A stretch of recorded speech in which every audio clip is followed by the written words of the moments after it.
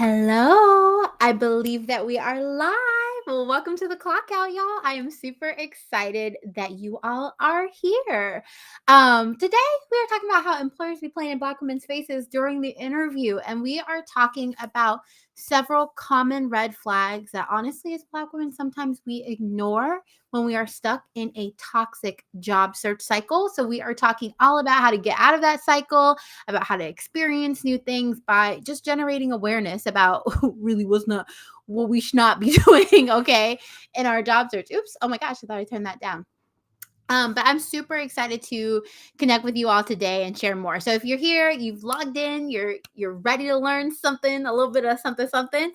Just say hello to let me know that you're here in the comments, and we will get started in just a moment. So if you don't know me, my name is Mercedes Swan. I am the career love coach, and my entire thing is supporting Black women who are really seeking to create a career and a business that they love. So I'm super excited to be talking about this today because I feel like a lot of us are being held back from doing things that we love because we're stuck in toxic jobs. It's a cycle that impacts our careers, right? Because we're not able to be fulfilled, we're stressed out, all of the things. I talk about my journey with anxiety and depression. But also, like on top of that, if we are working on a business outside of our 9 to 5, this is definitely something that holds us back. So I'm super excited to have this to do this live today. So if you're here, let me know. Give me some likes. Let me know that you're here. Say hey girl here. Hey girl, hey, excuse me, in the comments, and let me know where you are listening in from. As we get started, I wanted to talk. So often when we are conducting our job search, right, there are a plethora, many red flags that we see in the process, right? It could either be in a job description, which is what we talked about on Monday. We're talking about the interview today. And then tomorrow we are talking actually about handling toxic supervisors. We are going to talk about like some signs of toxic supervisors today that you will find in an interview. But so that's definitely if you're already there and you aren't happy about being there. But yeah, if you're here, just say hello to me in the comments.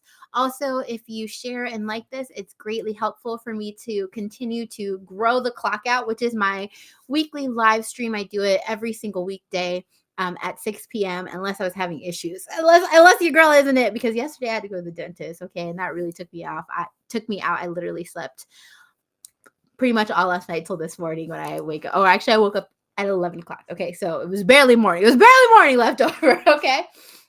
But yeah, so we're going to talk about, bias that we find in the job or the jobs, well, typically in the interview, but that if you take these and you experience them anytime in the job search process, that's like true. We're also going to talk about questions that you might receive that are a pretty good sign that it's a toxic workplace.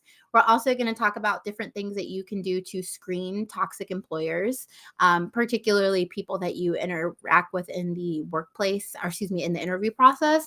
And then I'm going to actually give you things. I was like, it's pretty negative. I'm only talking about the red flags. So I'm actually going to give you some signs that you're in the right place and that you're interviewing and working with the right organization. So if you came here for a question and I'm not answering them, it's not on the list, like definitely let me know what questions you came here to answer, and I will absolutely let you know that. Okay, so let's go ahead and get, I always like a story. And so, some of the times like I was definitely in that place where I was so desperate to like get out of a toxic job that I was in. I was going through the motions in my job search, and I was interviewing with an employer, which I feel like at multiple times in the application process, I was like, I need to go. Like, this doesn't make any sense. This is not an organization that I think I need to be working with. But I was like, when you're in that toxic environment, you're like, it can't be worse than this. I got to find something else better. And we kind of like run from toxic job to toxic job. And so when I was in that interview process, I was applying for a talent acquisition manager role. It was a very small team in the HR team. So that's always a sign. If it's a larger organization and they have a small team. Hey, Priscilla, welcome into the live. Good to see you. But if you have an opportunity where it seems like the team isn't quite big enough for the role, red flag. Okay, for the organization. So it was a relatively small human resources team. And when I went in, essentially I interviewed with the person that would be my one direct report based on how many positions that they had open. So like the workload definitely wasn't there. And then I interviewed with the person that I would have been reporting to, which is sometimes like it's sometimes normal, but if you really think about it, it is kind of strange because somebody is recruiting for their manager. Yeah, that's interesting to think about in hindsight too. That one I didn't quite think about. And then my second in round interview was with basically the HR director. She was another Black woman, and the recruiter that I actually talked to was another woman of color. So I think she was a Hispanic woman. And then everything else was like a mix of interviews. So this was another red flag. Like I was supposed to have one interview with, multiple people. Hey, Dink, I think that's your name. Welcome into the live. So I had like a list of honestly different individuals that I was supposed to have one panel with. Instead of that panel working out, I ended up having 4 different interviews with each person of that panel, which was definitely like way more like I shouldn't say it was a waste of time. It is kind of a waste of time on the candidate side because then I'm interviewing and saying the same thing over again and multiple times. So that is really frustrating. I understand like not everybody's schedule. They were higher up, but I also think that's kind of a thing of like, okay, you have a manager that's in recruitment that's also like interviewing with all of these managers. I feel like there's some industries that that's more typical for, but this one I feel like it was kind of interesting. So I think that's one of the other things that probably could have been a red flag for me. Hey, Sharissa, I think that's how I say your name. Welcome into the live. But honestly, it was one of those things where, oops, sorry, one second. It was honestly one of those things where I just really there were a lot of red flags even from the beginning, which is how the interview process was structured. And then I started actually interviewing. I had a great first interview. And one of my first things is so at the time I was only applying to organizations that had DE&I somewhere on their website, like whether it was on their career page, their main page, whatever. So this organization did have it posted that they had a commitment to D&I, a D&I statement or things like that to help support their their commitment to D&I, right? So I was like, okay, well, this is good. So I interview and I'm kind of sharing things like about my, I primarily worked in like not diversity recruitment. I was an executive recruiter, but we had a big commitment to diversity recruitment. And so I would absolutely go in. One of my priorities was to ensure equity. One of my priorities was to reach out to diverse groups. Hey, B, welcome into the live. And so like in that, like I was definitely at the forefront of that in my interview. And I remember the recruiter said something like, oh, that's so amazing that you were like able to have those conversations. And it was about ageism, which I feel like out of all the polarizing things that we could talk about in diversity, equity, inclusion, I'm not saying that ageism is always an easy conversation. Oh, thanks for liking the live, B. Welcome in. It's good to see you.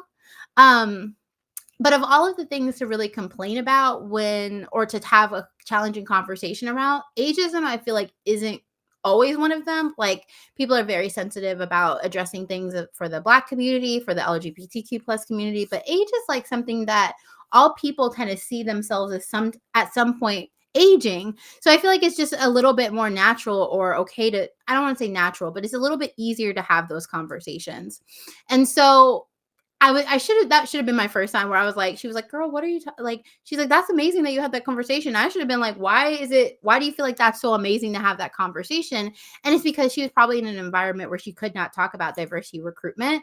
And like that led me to later on, I was of course going to ask those questions, but it made more sense later on. So that was one of my first flags of, people not really, I think, being able to really say what they mean and be supported based on their unique identities, right? Like that's absolutely a thing. Okay, so fast forward, I have an interview with the HR director. That conversation was great. She was another Black woman. It was a good conversation. And then now I'm then talking to the higher level individual. So every single one of them, I asked a question about their personal commitment to diversity, equity, and inclusion. And the best answer out of all of them was, I think we should really be spending some more time thinking about this. Here are some of the things that I do with my team. I make sure to get to know them. I make sure that they have the support that they need, like just general things that you would expect from somebody who's probably a solid manager. Hi, purpose-minded woman. Welcome to the live. But like just things that you would generally expect, managers to be able to speak about, like to handle, right? And so his thing was like, yeah, I think we need to be doing more, which is like a good conversation to like share the support. Thanks for the likes. If you're here and you're liking this live, let me know. Give me some likes, share it, or if you have any questions related or thoughts about based on what I'm saying, like let me know. Okay, so that was the best answer. So it wasn't really an answer about specifically what they are doing, right? They didn't talk about how they are committed to this, equity, this, doing this. Like there were no concrete details, even though this organization had like performatively, I don't know if that's the right word, in a performative manner had basically put on their careers page that they were committed to DEI. Totally a lie. And then so the worst answer, was by the individual that ran the organization. Thank you so much for the likes. Was who ran the organization. I asked him about his, like I told you, I was asking all of them about their commitment to DEI, and his answer was that he wanted to hire the most qualified candidate. Oh, thanks for the tiny dinosaurs. They disappeared. Thank you. Thank you for the dinosaurs. Those are cute. Yeah. So in this, he was like, "Well, I would want to hire the most qualified candidate." And so, of course, in that, we always have to listen, right? So if you weren't looking for red flags, you might have heard you might have heard that statement and be like, "Oh yeah, he's committed to D&I. He wants to make sure he's hiring the right person." But really, in the tone and the way that he delivered that was, "Well, I don't really care about D&I if it's going to mean that I'm not hiring the most talented, the most talented candidates." And so we always have to be aware of how people's bias is showing up and how they show up in an interview and how they connect with us, reach out to us, speak with us in an interview process, because it will be indicative of how they speak to us in the role, right? Once we've been hired. Hey, BMN, welcome to the live. And so in that environment, yeah, it was absolutely true. I don't think anyone in that organization was truly committed to DEI. They made it very clear in how they responded. I had connected to that hiring manager on LinkedIn a little, like during that process, and I found out that she was no longer there after a while. And so again, there are all of these things that I was asking these very specific questions.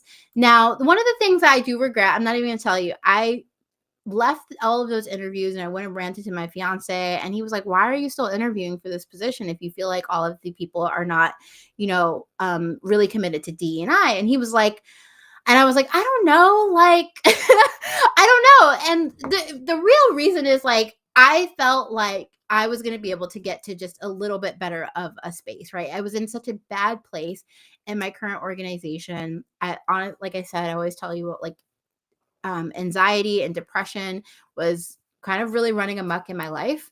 And so I was just really ready to go. I was like, anything that's going to get me out of here, I'm going to go. Right. And that's the reality. Like, I didn't want to admit that to myself as to why. I think I was just waiting for something to change my mind, which is not what we want to do when we're looking for, like, if we're not digging and looking for things, but we are instead like trying to justify things, we are always going to get put in a worse situation. They ended up rejecting me, right? Like I was like, "Girl, what are you doing? Like you should have withdrew. Like you actually probably should have withdrew very early on in that recruitment process," but I didn't.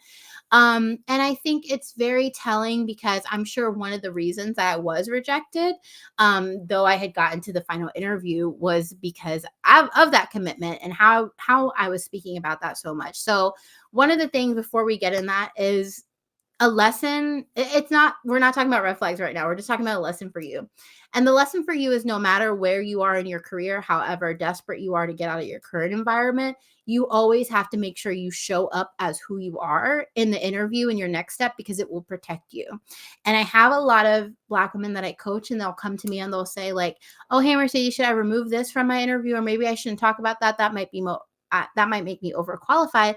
And I'm not saying to like avoid talking about I'm not saying to just air out all of your dirty laundry. Like, I know people really get worried, like, oh, okay, have I been terminated? I've been laid off or whatever. They might not like that. I think hey, Brianna, welcome to the live. I think we should be honest in what makes sense to include. I don't mean it that way, but I'm saying, like, if we're going to show up as our best selves, who we really are, like if we're bubbly, if we're forward, if we have a commitment to a certain thing, if we really feel strongly about how a thing should be done, and we don't communicate that in an interview, and they hire us, it could then become an issue. I'm not saying it always will be, but I feel like, again, showing up as who we are and what our commitments are very transparently in an interview process is going to keep us in a safer place and give us a better opportunity to move in a positive work environment. Okay. Thanks, babe. You said that's so important. It really is. And it really protects you from a lot of things. And like I said, like, had I not been so forward and honestly, we know we're not supposed to use that word, but like really aggressive about who I am and why I was showing up and what I was doing in an interview, yeah, I might have got that job. That would have been so bad if I had that job. Those people were low key anti-Black. People were anti-Black. Okay, so as we get started, so like I said, if you're just joining, I know I had a couple of you join late. We are talking about bias in the recruitment process and how that shows up for Black women. Thanks for the likes. We were talking about questions that you can ask, or questions that may mean that your person you're interviewing that's interviewing is anti-Black. And then I'm going to talk about different questions that you can ask in the screening process to help you better evaluate that. So that's what we're doing. Y'all are very quiet over there on LinkedIn and YouTube. So if you are there, say hello. Make sure you like. I don't see anybody over there. Okay, come on in. Come on and get comfortable. The TikTok fam is here. So I love y'all. Thank you all for joining. Okay. So first off is bias in the process. So there's a list, right? But we always have to truly listen to what people are saying and doing. And a lot of times when we go into an interview, we are really trying to just sell ourselves. We're trying to get them to like us. And what I want you to switch around is change that to the belief that they also have to get you to like them, right? This is a two-way interview. You have the opportunity to interview them as well. You get the opportunity to analyze everything that they say and are doing. And so we want to have a balance in that, where it is a relationship that you're building, information that you are gaining, an approach of how you're going towards, like moving towards this, okay, for you to be able to be successful and honestly exit the toxic job search cycle. If you are there, we want to do things differently. So the first one that often happens is digging in to your skills, your experiences, your abilities, right? So a lot of times, like you have to think about the bias there, right? If we know that the bias is that Black women are underqualified or unqualified when we are actually the most educated and often the most qualified in a pool, if they are dinging you about different experiences that you have or that you do not have, it likely means that they are holding a different standard for you. So I would see this all the time as a recruiter, where candidates would go through the process and I would on paper have already evaluated those candidates and basically align them up with the job description. And like a lot of time, and I don't just mean this happens for Black women, this happens to Black men too, but they'll come back and they'll like share the feedback. And I'll be like, this doesn't match up. And then they'll be like, oh, well, I saw this specific thing that wasn't quite in alignment, so I didn't think that matched. And I was like, no, you set this criteria based on these things. You can't ding certain people in certain ways that you wouldn't do for other people. That is bias. And so if you hear them dinging you in an interview, that is bias. That means that they're going to ding you when you join, right? So one of the things that this happened to my best friend, I was like, girl, you better reject that offer. I don't care what they offer you. I already knew based on what she said that they were going to give her a lowball offer for the candidate, for the position that she had interviewed for. So she interviewed, she went in, she was talking to them. And then basically they were like, oh, you're very skilled. I'm going to talk about compliments and why sometimes you actually have to watch out for those compliments. And based on my own experience. But essentially, like, they were saying, oh, well, you have all this great experience here, there, but you don't have this experience. This is very specific experience. You're going to need to do this, right? And I feel like they were saying that because they wanted to undermine her experience, so that she felt like it was, she should be gracious for getting that offer. She should, basically her skills do not really warrant the highest level of that pay band. right? And so at that point I was like, and it was funny because I said, this is what they're going to do. I already know based on this is what they're going to do. So they came back to her, they offered it, they gave her that justification for why the salary was lower, when in reality in her market, it's a talent shortage, right? So if that is the case, if it's a talent shortage, then there should be no reason, because you can't hire people at the highest level of that range, for you to be lowballing her in that offer, right? And so again, when we look at our peers, our non-Black peers, that stuff doesn't happen to them. They just expect that for Black women because they feel that we're less qualified, right? So that digging is honestly how I feel like when you're going to trade in your car and they're like, oh, there's a scratch here and the scratch here and the scratch here. It's like, no, it's a car. This is the rate for this car. I don't care whether it's a scratch, is a rate. Y'all can take it or leave it, right? And so don't allow people to ding you and you to believe them, right? You're either going to set them straight, which, like, again, if they're dinging you, like, I don't even know why you want to even consider, but you're going to set them straight. And if you're going to consider that, it's like, yeah, I'm going to tell you what I really want for my skills and experience. Okay. The next one is to watch the compliments because a lot of times they're complimenting you out of surprise. Like, it's a backhanded comment. Like, it's the same that compliment sometimes comes out of the same microaggression of people saying, oh, well, you're so well spoken. And it's like, yeah, I'm well spoken. Have you seen my career? Have you seen my track record? Have you seen what I've been able to accomplish? Of course I'm well spoken. And it's like one of those things where the compliment is embedded in the surprise that you were able to do what you were able to do. And often when that happens, they are about to tokenize you. So this happened to me when I entered a role. And one of the things I kept hearing about, so when I was in college, I had a combined degree, which meant I got my bachelor's and my master's degree in the same time it would take to get my bachelor's, or my both. So I got a bachelor's and a master's in the same time it would take to get my master's degree.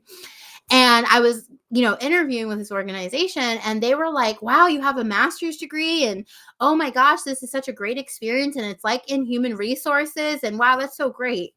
And it really is, and I definitely hear when people are like, I don't want to deal with Black excellence, right? I just don't even want that to be the energy, right? Because it's kind of this idea like, you are so exceptional that we'll be able to hire you, right? And often that means we're overqualified for the position that they're hiring us for. And then because of it, a lot of times we get stuck into that pet to threat scenario, right? So again, like going in and them feeling like you're very qualified and being very shocked that you could be the only one is kind of like, oh, okay, I want to collect you because this is really exciting. And then you end up being like, okay, you're the special Black person here. You are the person that's the expert. And then that created a weird dynamic, like in that organization where I was hired. It created a weird dynamic in the organization where in many ways, like my voice was heard over other senior leaders. And if I didn't have a senior leader in that position that was just very secure in themselves, that could have been a really bad scenario for me in a friction with the supervisor. Okay, so basically those compliments, you better watch out for them because sometimes they are backhanded and sometimes they are basically positioning you as to be the exceptional Black person. You know what I'm saying? Okay, listen to me. I don't have any personal experiences with this, but I have had people like tell me about this where they'll go into an interview and their interviewer will correct them about something, right? They'll tell them, oh, that's not correct, or that's not the way to do things. That's not the way that we do things here. Hey, Luna. I think it's Luna. So if you have that happen to you, it often means like, again, you're going to go into an environment, somebody is constantly trying to micromanage you, control your behavior. Like, it's so weird, like, especially in an initial conversation or connection with the person, for them to kind of just outright correct you. And in the situation that I'm talking about for like one of my past clients who told me about that, like the correction was not correct. That's a flag. Okay, that's a terrible flag. The next one is when they talk about culture a lot. So not that culture is not something that's important to talk about, but I feel like organizations who talk about culture a lot are more likely to make cultural fit hiring decisions. And so cultural fit a lot of times is used anyway as a recruiter of, okay, well, this person is great on paper, but do they have the cultural fit, right? And because in the workplace, it's often like, well, right, it's palm-colored males, women, people that don't look like us, right? Their culture is the dominant culture in those spaces. And so as a result, they expect people to come in, especially if they do not have high cultural competency. They expect people to come in and have to, hey, Afia, welcome to Still Alive.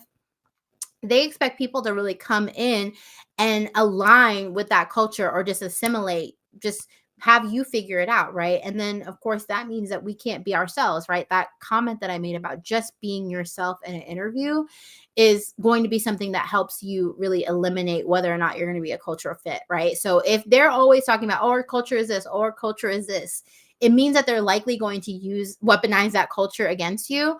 And so it's something else to figure out. Now, if they have cultural values that they talk about and they define those and they aren't necessarily wrapped up in palm-colored supremacy culture, totally fine, right? I mean, culture is a good thing. Organizations who care about it are often more inclusive, but you just want to be careful of how they're talking about it. This next one I feel like happens to Black women a lot, where they are kind of wanting to talk about a lot about how you have fixed things, resolved things, and a lot of times Black women will come into like a support role, or we also know that we work way harder than a lot of our counterparts, right? And so they will kind of expect you to come in and fix things.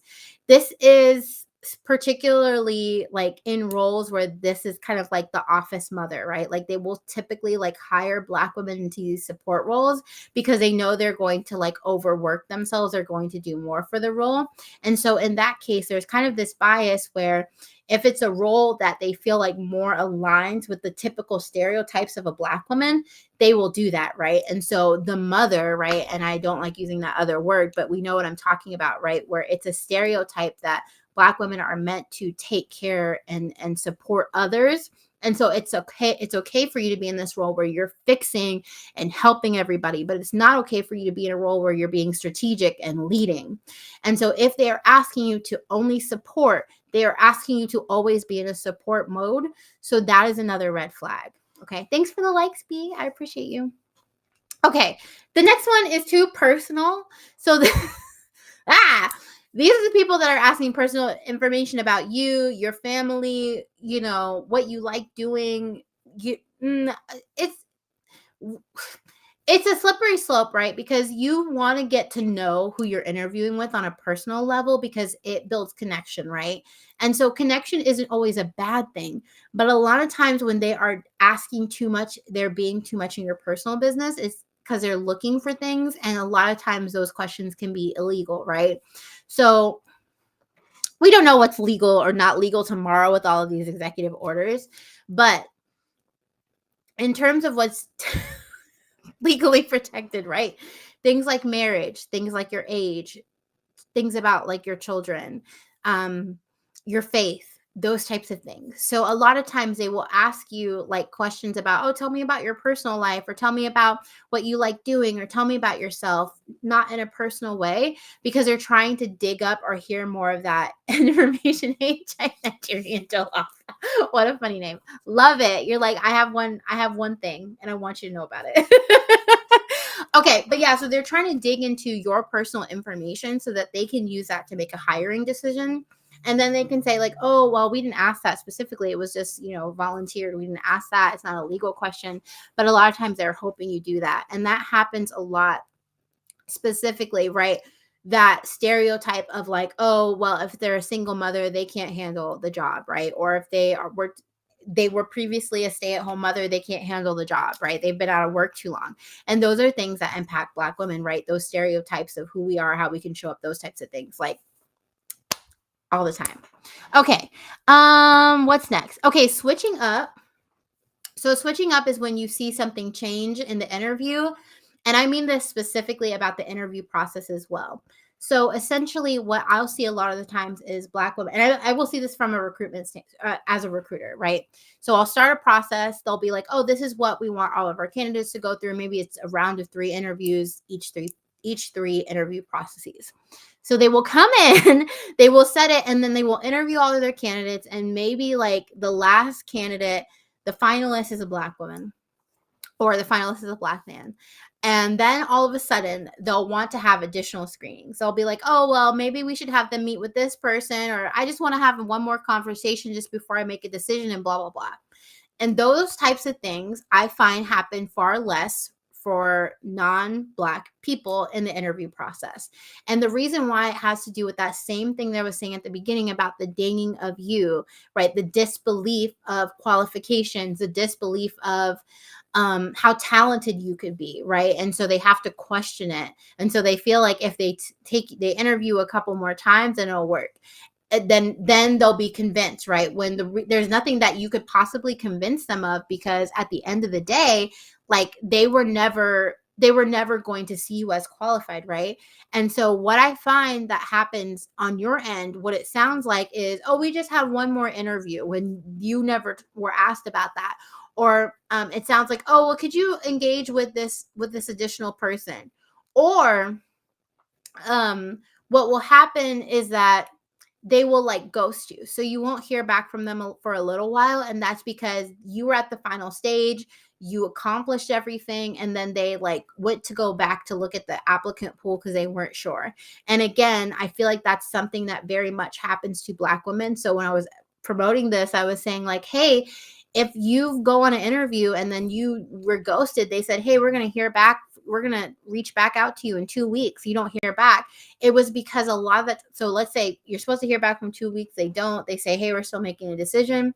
It's probably because in the background, they're interviewing other candidates. And now that doesn't always happen. But again, if you were at a final stage and then all of a sudden you just kind of goes silent, you don't hear anything, it's probably because they are interviewing other candidates. And in that case, that meant they weren't able to, they felt like there were other better candidates. They felt like there were other opportunities out there that they could pursue, right? And so they weren't really convinced. And again, when we talk about the dinging of skill sets of Black women, that is what happens. Yeah.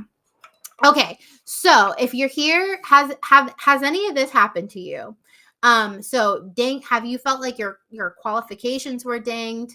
Did you get like weird comments that were like, oh, hey, the dame, welcome into the live. Oop, not me with my lisp after my dentist. My bad, y'all. My bad, y'all had to see that. But yeah, let me know. So have you ever had them try to ding your experience? Have you ever had weird compliments? Have somebody corrected you? Did they ever talk about fit too much?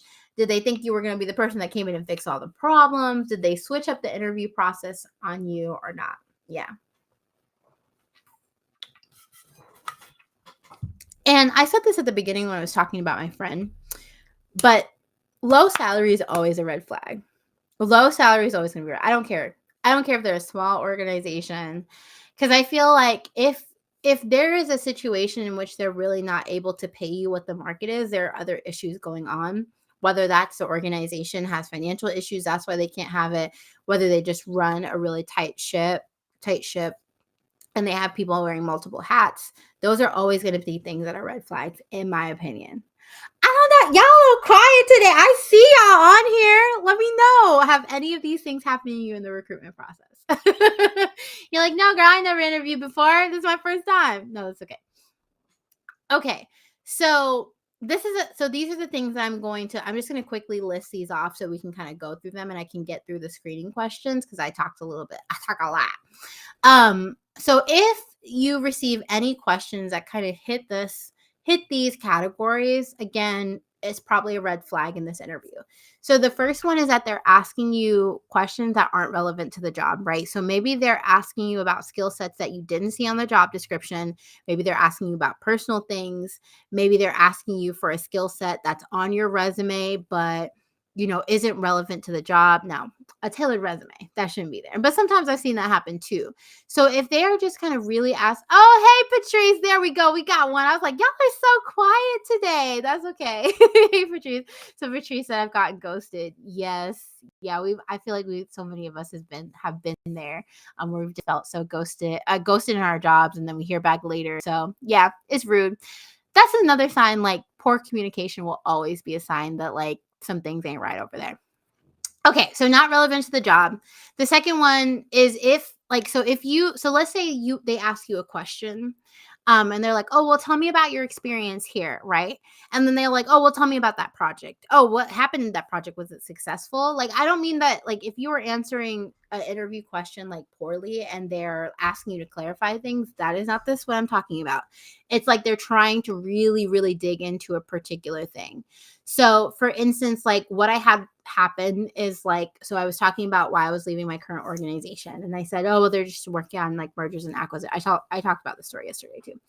They're really looking at mergers and acquisitions, and then they started just like getting into details that was like, I wouldn't even be able to tell you this because this is not public information. So what are the mergers, like what are you managing, like who are the people, what like what are the details of this merger? And again, like you would not ever have that conversation publicly about any of the things that they were sharing. And so for me, it was a red flag that again, like this organization might be messy, or they're trying to get into my information because it was a small town and they kind of were maybe wanting to get into the business of whoever owned the company, all of those things. And so again, it was just one of those things that it was like, this is a weird thing. But I have also had like, sometimes where people would be like, oh, why not for me? Like other I mean, it's the same thing, but it's different, right? Oh, why are you leaving that organization? Oh, what happened? Oh, what's that? Oh, what was your education? Oh, tell me a little bit more. When did you graduate? Like they're asking very detailed things. That is always a red flag. Okay. Another red flag is like they're very negative. So if you have questions that are always like, tell me about a mistake, tell me about a challenge, tell me about a problem, how did you fix this? Like, why are you digging for all of the negative things? Why aren't we talking about positive things? And again, like I feel like questions that people choose, things that people say are always indicative of something being amiss. Um, Asking things about like your culture. So I've had like really weird like interview exchanges where I've had people, and like this was in academia, and I feel like they do want to get to know a person, but like it's also not appropriate. So I would have people, like things like, oh, I mean, it's a typical question like, oh, where did you come from? Oh, where are you like, where's your family? Those types of things. And it's that same energy of like, where did you really come from? So it's kind of trying to find out like what's more about your culture. And I think some of the times that connection is, well, will this person be able to assimilate into this culture that we have here? And so I had this really weird conversation where we were hiring a candidate. He was going to live in a very rural area. The candidate background, like, so I don't, at the time I knew, but because he had disclosed it in an interview, which I like wish he wouldn't have done because the interviewers weren't supposed to ask those questions anyway. But like, he was basically like, oh, my family, he was of African descent, not an African American. Like he was first generation African. His parents had immigrated here. He was the first American born here. His family moved here. They moved to a rural area. So in that conversation, they were asking him kind of about his background and his parents and things like that. And that should never have happened in an interview. And then once it came down to make a decision, they were going to hire a less qualified palm colored man. And the reasoning for not wanting to hire that candidate was because of his cultural background. Oh, I just don't know if he'll do with rural America. It came out later that that's where his parents had migrated. So he had grown up, or immigrated, excuse me. So he had grown up and been raised in that rural area. But again, it's still that bias of like, I'm going to dig in and ask about your culture and things like that as a way to exclude you. And I know like as, African American Black women, that may not happen, right? But, I can see those as total things of like, those conversations that we have with like, oh, this is you come from an urban area, you wouldn't want to be in a rural area, right? And like, those are all biased things that happen. Okay, next one. I talked about this, but like the mothering questions. So, like, for instance, if you have all these questions about supporting, taking care of, listening to, taking direction, those things are always going to be a red flag for me because I'm a person that wants to be creative. I want to, have creative direction. I want to have autonomy in my role. I don't want all of my role to just be supporting others. I really want to make change, right? For human resources, that's absolutely true. You can definitely go into an HR role. Sorry for my lisp. You can definitely go in an HR role where somebody's really like, where they're just expecting you to like take care of things that management does, take care of things that employees does, and employees do. And that does not put you in a situation to be like empowered and enjoy your role. It just means that you're cleaning up things for everyone else. And I know that's actually absolutely true about how I had to set expectations in the role that happened to me about like, yeah, no, I'm not just here to like fix things for you. Like you're gonna have to be accountable to this process that I manage. Like they don't do well with that. Okay. Ooh, questions. Okay. So before we get to the next stage, I'm going to share with you screening questions, but I would love to hear from you in the chat. What things do you wish that you knew about your current supervisor before you would have made a decision? So something that you wish you would have known about your current supervisor before you made the decision to accept the offer or the position. And I'm going to recommend a question that could help you like figure that out. Okay, let me know. Also, if you're watching this later, you're always welcome to pop questions below or like reach out to me. Okay, so this one is based on a true story of something that I would have loved to know. So one of the things for me is I never really want to go into an organization that I feel like is disorganized. Like, I mean, we all have some sort of disorganization, right? Like we're working with people, it's complex. Like I don't mean that everything has to be perfect, but complete and total disorganization, y'all gonna drive me crazy. So one of the things that I wish I would have asked was, what is your strategic planning process like, right? I want to know, like, do they have an organized way to move forward with priorities, do what they need to get done, right? And so often those toxic environments, so if they can't answer this, right, it means that they're not organized. And often in toxic work environments, what happens is that Black women take the brunt of the challenges, the disorganization. I have a client right now that was her challenge. So essentially things go wrong. They need,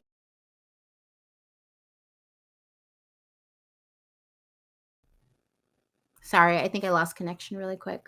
Whoopsies. Hi. Sorry if I disconnected. I'm back. But yeah, so when things go wrong, who are they going to blame? They're going to figure out whoever they feel like is easiest to blame. And it's really easy to basically lean to people's bias and lean to people's negative stereotypes that they have about Black women, about like underperforming, or things that are more laced in like connected to not being a free person. Sorry, I'm trying to not get censored on the clock app. Not being a free person.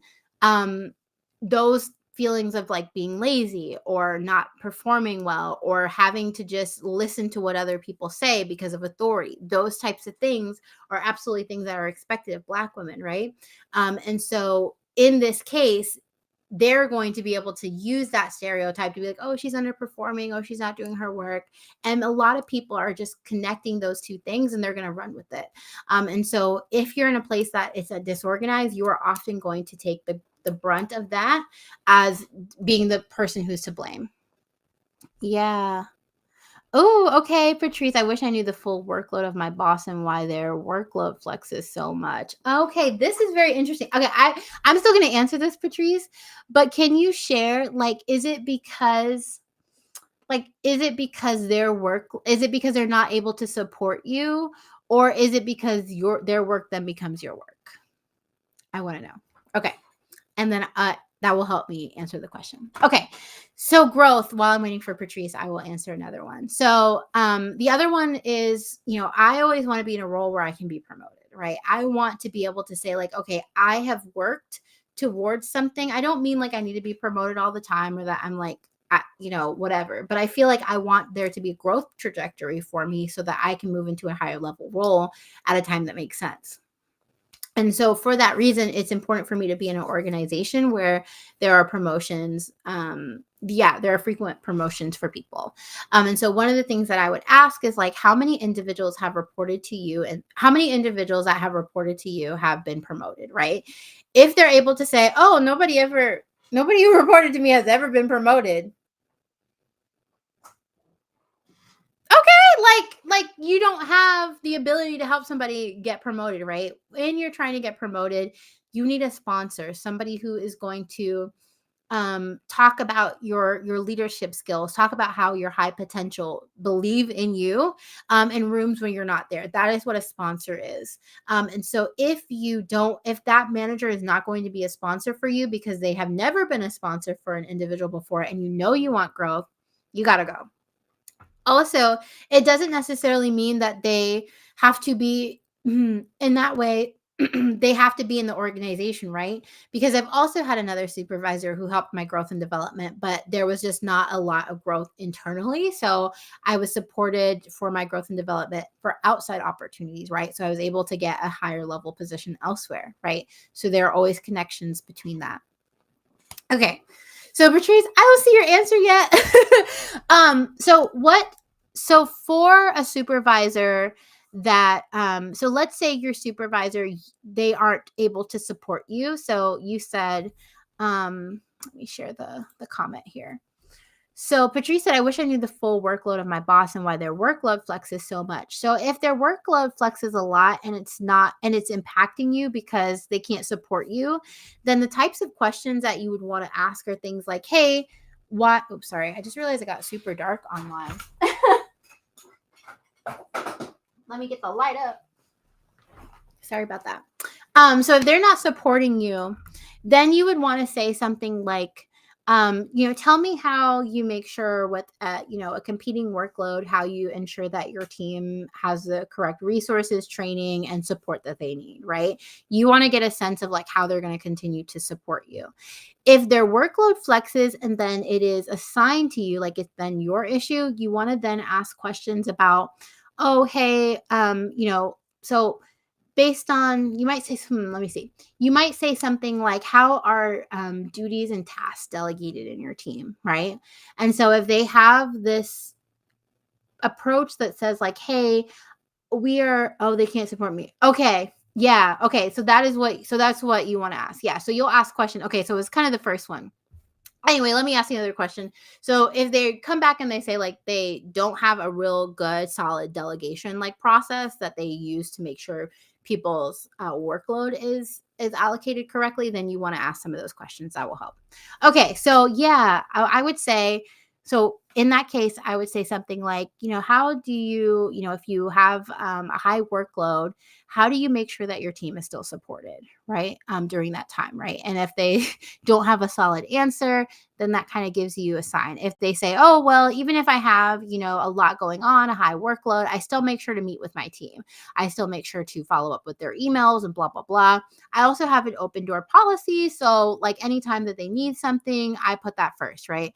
And there are plenty of supervisors that would answer that way. And that's unfortunately the way that I would answer. I say unfortunately because it's rough out there, okay, to be like, okay, I'm going to answer whatever my team has first. But like there are leaders out there who do that. So that's what I'd be looking for, Patrice. Okay. Woo! Okay, got it.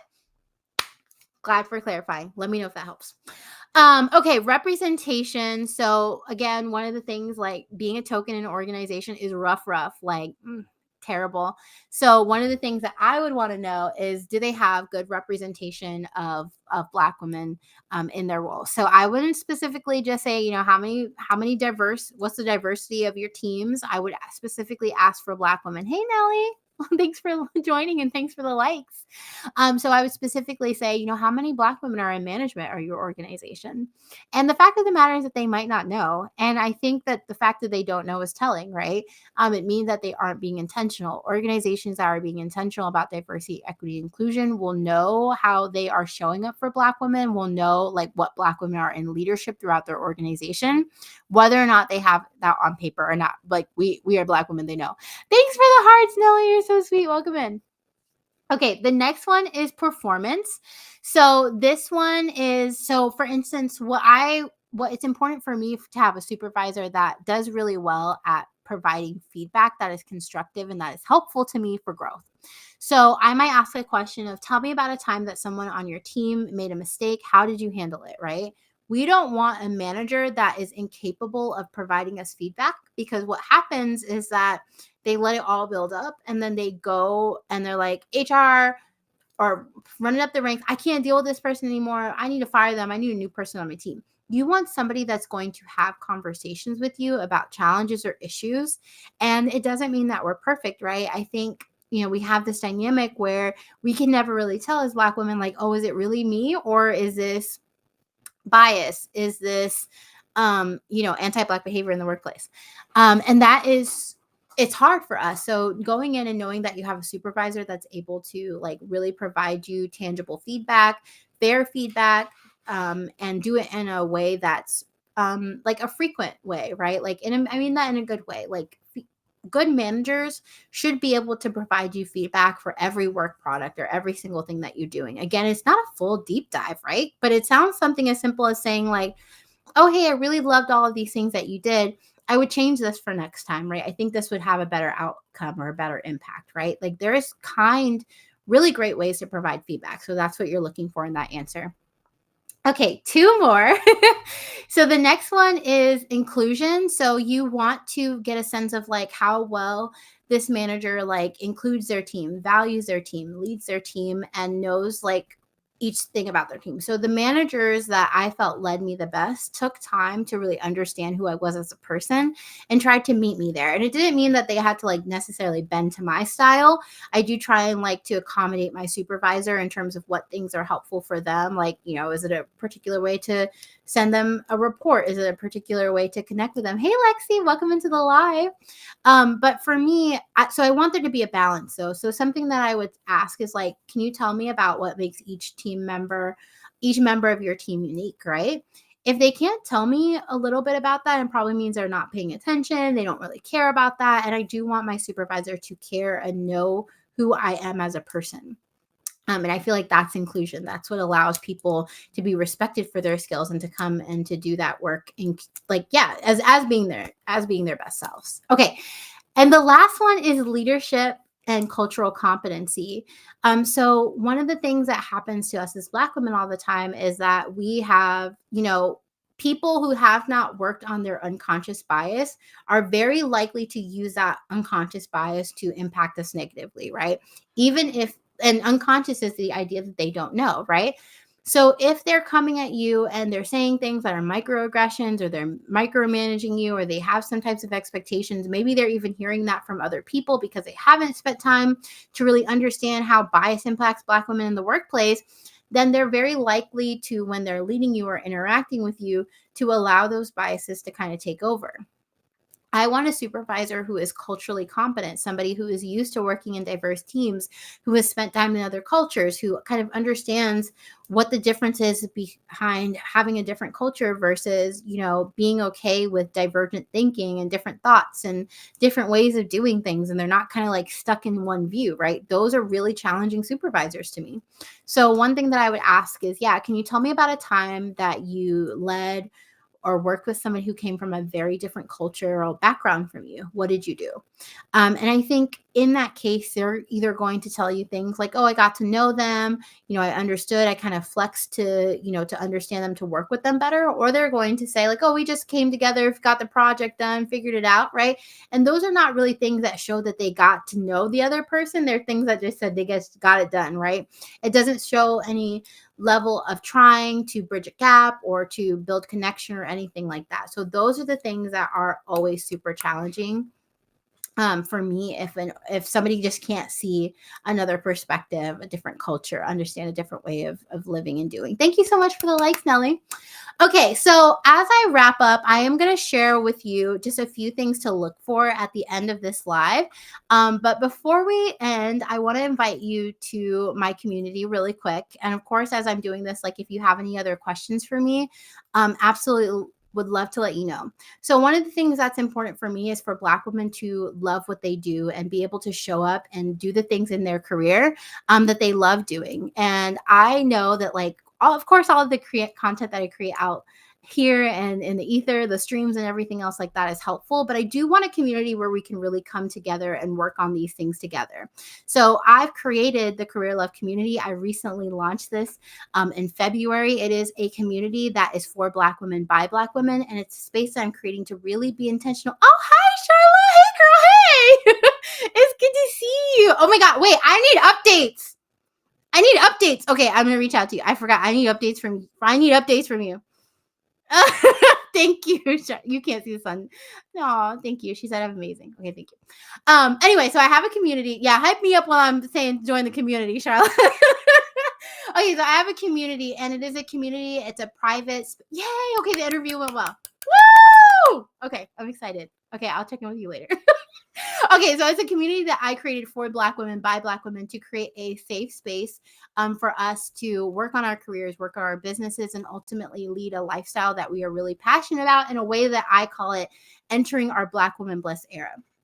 And in the community, I teach a framework that supports you as you move towards those goals. And it's also a really lovely community with awesome Black women who are also working towards the same thing. So, oh, hey, Tamara, thanks for the likes. I just saw that you're liking it. Oh, y'all just join right with always when I'm get to get off. So in the community, I actually offer a training module or framework that you can join me on. And there are 4 steps to that, but it starts with an intro. So it kind of just gives you an overview of what Black Woman Bliss is. I teach you how to figure out what your Black Woman Brilliance is. So I teach you how to really just figure out and understand what makes you great and how you should really leverage that expertise and that knowledge and your Black woman brilliance in your career or your business. And then I give you a step-by-step framework to either implement that in your career or your business or both, right? I always say start with one because it's a lot to do at the same time. But I have 2 training modules for career love and business love. And then at the end, we talk about really how you can scale those things like productivity, execution, bringing your life into alignment, scaling your business, scaling your career, like professional development, or increasing like your leads and how you're really interacting with social media to get better results. So there are a lot of great things in this community on 4 things, which is gaining clarity, building confidence, creating a supportive community, and cultivating a growth mindset. So those are things that are really high value for me and helping other Black women achieve in this community. And so I hope that you'll decide to join. I have a great community that there's literally chats and circles where Black women are able to share what they're working on and their goals. There's also, like I said, all of this career and business love training that's going to help you take action and move forward. And like I said, there is really the step-by-step framework because I don't want you to just be kind of haphazardly going into things. I really want you to move through in a strategic and aligned way to move forward in your career. Tamara said it's amazing, supportive community. Thank you, Tamara, for being a part of my community. It also has guides and templates and other trainings to support you in that, right? So it's again like this idea of having community and resources to move forward. And also I have live sessions. So just like we have these streams, I'm actually going to a group coaching session after this. So all of my clients that are working through the community are able to come and get the support that they need. I also have implementation as well as networking opportunities as well. And so if you think this community sounds like something you'd want to join or learn more, you can either go to my website, mercedeswan.com/join, and you can join for $29 a month or $2.99 annually. And if you join annually, you will also get a shirt. So what I'm going to do in just a moment is I'm going to bring up this QR code so you can go to that if this sounds like something that you would like to do. So the community is, it's like a subscription. You can join now, $29 if you want to do it monthly, or $2.99 if you want to join me for annually. If you can't use a QR code because you are on your phone, that is okay. You can just go to the link in my profile. So if you are on YouTube, there should be a link there. Same thing for LinkedIn. And if you are on TikTok, TikTok doesn't let me put links in the live, but you can go to the link in my bio to learn more about the community. So all of that being said, I don't see any questions. I'm always here to answer questions. Thank you for the hearts, the heart puffs on the live. But yeah, I would love to have you join me if this sounds like something that would be of interest to you.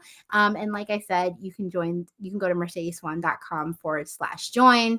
And I hope that like all of this great information is going to help you move forward in your career so you can ultimately get out of these toxic jobs. Like, yeah, we don't need any of this. We don't need this. We deserve better. And I think kind of getting into this space and being in this mindset is something that is absolutely going to help you like kind of think bigger and think about, oh, thanks. Thank you. We got the little whoop, whoop. Little prayer hands. But yeah, I think that this is absolutely going to be something that really helps you move forward and gets yourself out of this toxic job search cycle. So it's about 6:58, which means my live is somewhat coming to an end. I will hang out for another minute or two if you all have any questions for me, but I also hope that I get the opportunity to see you join the community. If you have any questions about it, like let me know. I'm always happy to talk about the community and what might make sense. But yeah, hopefully I'll see you there. Do we have any questions? Any questions? Okay. While I wait to see if we do have any questions, tomorrow I'm talking about managing toxic supervisors. So if you are somebody who's currently in an opportunity, a job, a career, whatever, I don't know why I call it an opportunity. You are in a job and you have a toxic supervisor. There are things that you can do, right? Like I have had a really toxic supervisor, something that led to me having anxiety and depression, being on antidepressive medication, like it was rough. Still at the end of the day, I did have options for addressing that and handling that in a way that allowed me to have greater peace. Now, it wasn't all the peace, but we always have options to addressing that and improving our work environment and our working relationships. So we'll talk about that tomorrow at 6 o'clock. I hope I see you on the clock out then. This was great. I loved all of the questions and the thoughts that you all had. And yeah, I can't wait to hear all of the updates from Charla. Woo! Okay. All right, y'all. I will see you all later. Thanks for joining me for the clock out. Yeah, team, no toxic jobs.